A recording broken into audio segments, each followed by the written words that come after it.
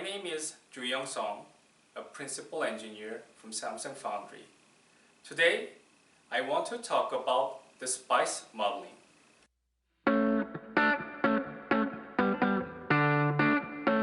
I hope you enjoy this short introduction to a not well-known, nonetheless crucial piece in the modern IC design process.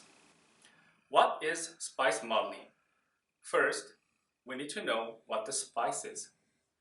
SPICE stands for Simulation Program with Integrated Circuit Emphasis, and it usually refers to circuit simulators in general. Circuit simulators are a group of software to replicate the behavior of actual electronic devices or circuits without actually building them by using mathematical models. As you can imagine, you'll need accurate models for each devices to predict the actual circuit behavior correctly. SPICE modeling includes all the activities to build physical, reasonable, robust, and reliable models. It typically includes measuring hardware, extracting typical and statistical model parameters, building and validating model library, and producing all these supporting documents.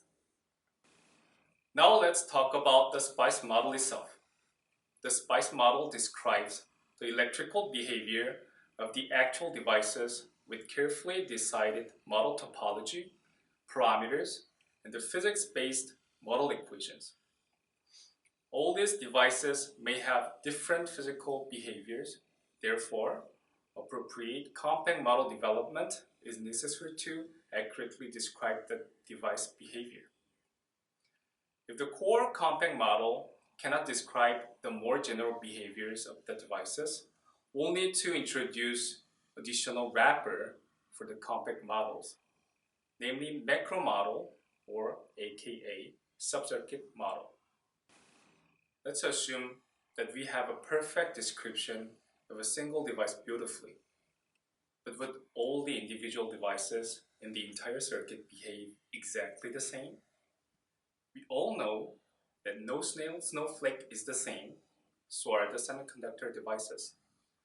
To consider those statistical variations of the devices, we introduce the Monte Carlo method to accurately model the process variations, including chip-to-chip global variations, across-chip variation, and the local variation, which is the mismatch between adjacent devices. However, simulating possible statistical variation combinations many times is very resource intensive and time consuming. Instead, we can simulate at corresponding fixed corners to quickly reproduce the behavior of the meaningful circuit variation regions. To provide quality SPICE models, we still need to add other non-ideal effects such as local layout effect. There are meaningful changes in the device behaviors depending on how the device is built. You can place many devices close to one another, or you can have a very thick silicon oxide wall nearby, and so on.